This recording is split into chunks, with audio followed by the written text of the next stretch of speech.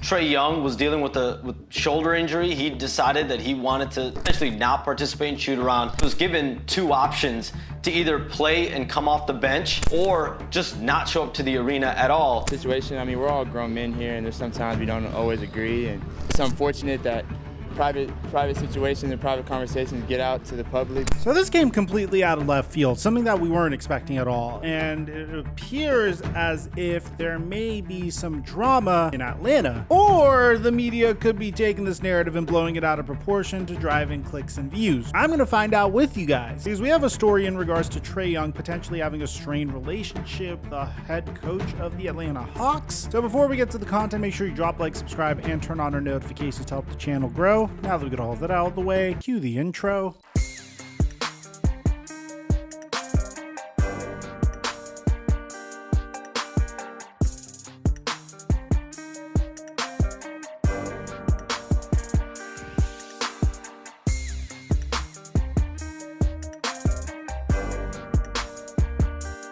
Gentlemen, I'm sure we all have this issue. You decide to go out with some friends, but you want to take your wallet with you. Your jean pocket is either way too freaking small, or there's this gigantic bulge in your pocket from your wallet being too fat. And bear in mind, I don't really keep a lot of cash on me. It's just the classic wallet just makes you susceptible to pickpocketing and also makes you a target for gold digging women. And that's the whole reason I partnered with the Ridge wallet. This bad boy can hold up to 12 cards and does a fantastic job holding on to your cash. It's a very sleek and slim minimalistic wallet that has over 50,000 5-star reviews. They have over 30 different colors, including burnt titanium and carbon fiber, and most importantly, they have RFID blocking technology that protects you from digital pickpocketers. The Ridge team is so confident that you're gonna love this wallet that they'll let you test drive it for 45 days, and if you don't like it, you can send it back and get your money back. On top of this, they have a really awesome key case that I highly recommend. This key case keeps all of your keys organized so you don't have to deal with a really annoying jingle in your pocket as you're walking around or you're running, and it makes your life significantly easier. And currently they're hooking up my subscribers fat. Right now, when you click on the link in the description down below or go to ridge.com/flight, you'll get 40% off of a Ridge wallet. That's a steal in my opinion. Really worth at least trying it for 45 days because this bad boy changed my life. That's ridge.com/flight to get 40% off on your purchase until December 22nd. And thank you, Ridge, for the sponsorship. Mic check 1 2 1 2. What's going on, everybody? It's been a very strange NBA season so far. I mean, you have to admit the teams that you thought were going to dominate in the NBA at this point aren't necessarily dominating as much as you would think they would. I mean, I'm primarily looking at the Western Conference. I didn't expect the Sacramento Kings to be a 5th seed or the New Orleans Pelicans to be a number 2 seed, but I am very happy that the New Orleans Pelicans are a number 2 seed. And it appears as though currently the Atlanta Hawks are a number 4 seed, which sounds really good on paper, and then you kind of realize that the 4th seed is like 2 games ahead of the 11th seed, and that diminishes it a little bit because the season is still relatively young. But you have to admit, the Atlanta Hawks have been going all in ever since this past summer. They went ahead and traded for what they believe was the ideal running mate to Trae Young in the backcourt when they decided to give up a plethora of assets to trade for DeJounte Murray, assets that included Danilo Gallinari, 3 first-round draft picks, and a draft swap to assist the San Antonio Spurs in what I am assuming is a crazy tank for Victor Wembanyama. And so far, that tank is going just as planned for the Spurs. Just imagine if Greg Popovich gets his hands on Victor Wembanyama. I'd actually love to see that. But I digress, because despite being the number 4 seed, which isn't necessarily the true number 4 seed, it seems like the Atlanta Hawks have a little bit of drama. At least that's what the media is saying. At least that's what people that I trust, like Shams Charania and Sam Amick, are saying. However, we also have Trae Young's response to the situation, and he actually calls this situation BS and even gets into it with a reporter as a result of it. So we have a lot to get to, you guys, here. So let's start out with this article from none other than the great Shams Charania and Sam Amick from The Athletic. This is titled "Tensions Rise Between Hawks Star Trae Young and Coach Nate McMillan in Atlanta." Now, I want to say this article gives some really good background to the Atlanta Hawks Hawks situation. And it even goes back to the last time Trae Young had beef with his head coach. If you remember, Trae Young's very first coach in the NBA was Lloyd Pierce, and apparently Lloyd Pierce and Trae Young didn't get along at all whatsoever. As a matter of fact, that's the main reason Lloyd Pierce got fired in March of 2021. This is how Nate McMillan got the job. He took over for Lloyd Pierce, and the Atlanta Hawks were able to make a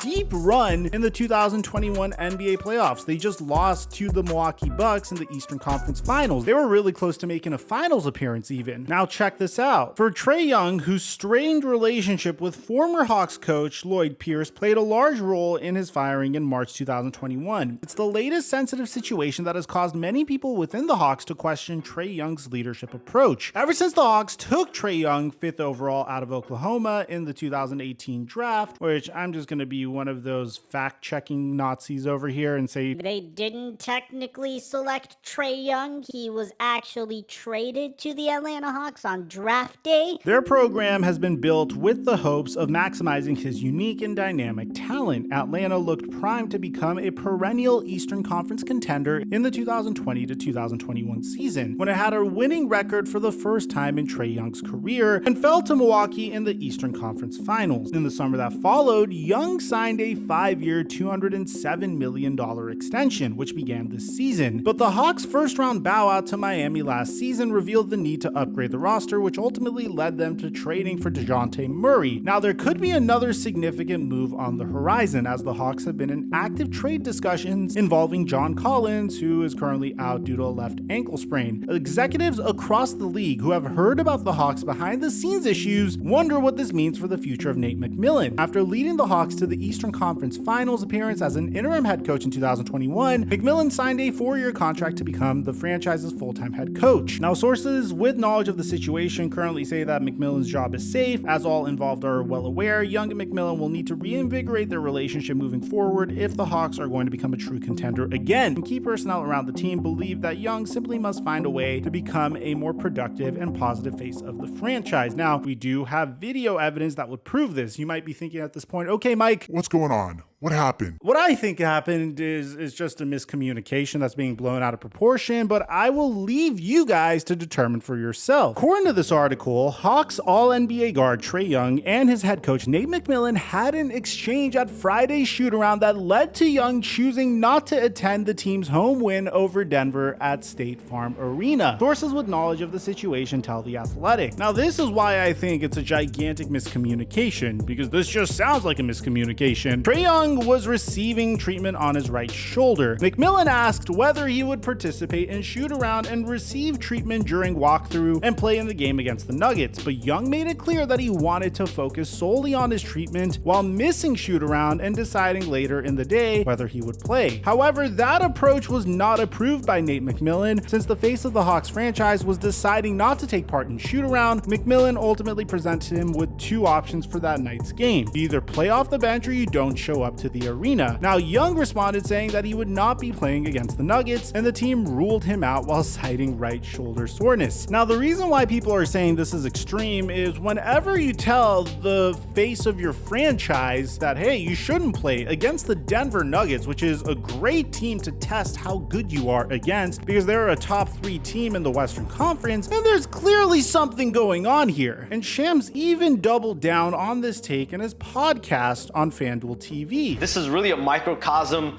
of the tension that's existed that I've heard throughout this Hawks team. You look at from the coaching staff and Nate McMillan, their star and Trae Young, really the locker room at large. And you have a star player did not play in a game and did not show up to the game, show up to the arena due to an exchange with his head coach. And so from what I'm told, Nate McMillan's job is safe. He's not going anywhere. So if you have Shams saying, hey, Trae Young wanted to play, but he's not playing due to this disagreement with his head coach, what about Trae Young? What does Trae Young have to say about this current situation? I mean, we're all grown men here, and there's sometimes we don't always agree. And I mean, it's unfortunate that private situations and private conversations get out to the public, but I guess that's what the world we live in now. But I mean, I'll just focus on basketball and focus on helping my team win, and that's what I got to get to refocus it on. But what's public was that you not at the game, so why weren't you there? So you was at me, bro. I was curious. Yeah, I mean, it's hard for people who don't know the full situation to understand it. So I mean, it's like I said, it's a private matter again and made public, which was unfortunate. If it was stayed private, it probably wouldn't have been as big of a deal. But like I said, it's unfortunate. But my job and my goal is to win a championship, and that's all I focus on. I honestly can understand what Trae is saying here. It's a very unique situation that honestly shouldn't have been made a big deal. He was just trying to manage his rehabilitation in a specific way. There may have been a miscommunication. And since this private situation was made public, he now has this perception about him that he's a negative teammate and just impacts the locker room in a very negative way, at least chemistry-wise. And actually, the reporter says this to Trae Young, which really pissed Trae Young off. You are a leader of this team, and when you're not there to support your guys. When you're an outside guy like you are, and you don't understand in a private matter, in a private situation, you should probably stay on the outside. And like I said, it's unfortunate that everybody has to understand and know a little bit of the details that went on inside. But I mean, inside here, we're all good. And if you got any more questions about that, then you can talk to somebody else about it. That's all I got to say about it. So you can see Trae Young is getting a little aggravated here. It's like when you're an outside guy like you probably don't understand what's going on, and clearly you guys need to know everything that's going on about our team, which with all due respect to Trae Young, man, I understand like shaming the reporters is kind of in right now and trying to make them look like fools is in right now. But at the end of the day, at the very core level of what basketball is and playing professional basketball is, it's to entertain the audience. And unfortunately, as the game evolved, knowing what's going on behind closed doors, knowing the drama of the NBA is actually part of the deal. And I can understand why that's frustrating to players, but at the end of the day, that's what they get paid millions and millions of dollars to deal with. I mean, Trae Young signed a $207 million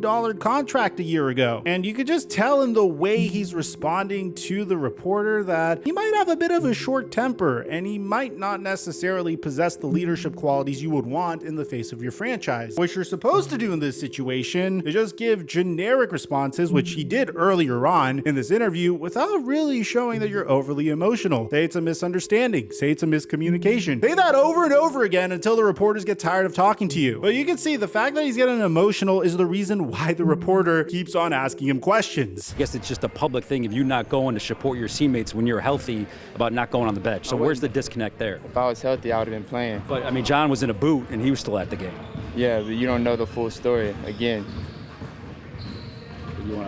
no, I don't. A private matter needs to stay private. So I can see Trae's side. He wants this to stay private. Ideally, it would make his life significantly easier for it to stay private. I mean, I don't blame him for wanting to feel that way. It's unfortunately part of the business. The media finds out what's going on. If they get an inside scoop like this, they're going to bring it out for the public so it could draw in more public intrigue to the sport of basketball and to your team, whether it's negative or it's positive. Yeah, it can be very frustrating and annoying, but at the end of the day, I think this is something you just have to learn how to deal with. Do I think the Atlanta Hawks are going to melt down as a result of this? Do I think they're screwed or anything of that sort? No, I think they're going to be fine. And if this is truly a miscommunication that was supposed to be made private, then it should go away within the next couple of weeks. And if there's something more to it, then obviously we're going to get more to report on within the next couple of weeks. Let me know in the comment section down below, what do you guys think is going on with the Atlanta Hawks? Do you think this is a gigantic nothing burger, or do you think that there's something here? Aside from that, I'm your boy Mike. I'm dropping our mic